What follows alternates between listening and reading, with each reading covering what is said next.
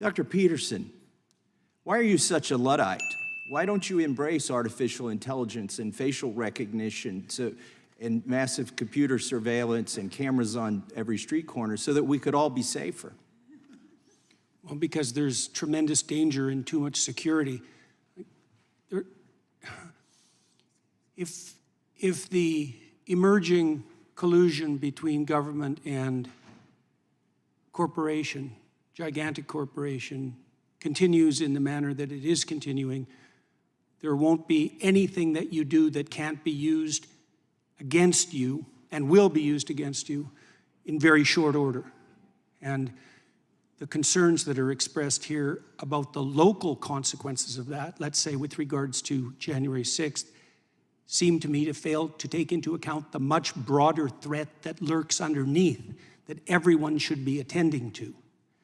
We're in danger of eliminating the private sphere entirely. That's already happening in places around the world, particularly in China, which is why I made reference to that. That technology is at hand.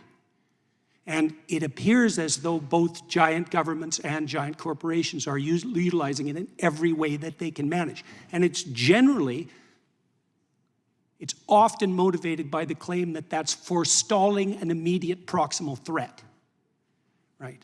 Well, that's a short-term justification for engaging in a tremendous long-term danger. And it should be perceived as dangerous to those on the left who are politically committed, because it will be the politically committed who are first identified by such systems. Is it true that you have a PhD? Yes.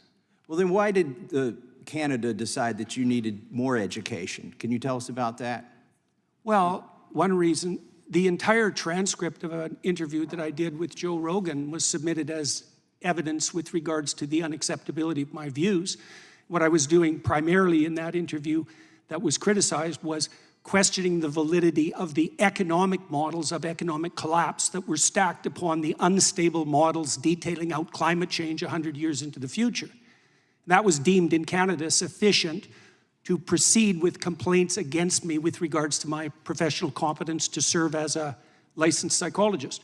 That was only one of many anonymous complaints that were fostered directly in relation to my political views. Well, I thank you for showing up today. I think they may use your testimony as evidence that your re-education has not been successful. I yield back to the chairman. Well done.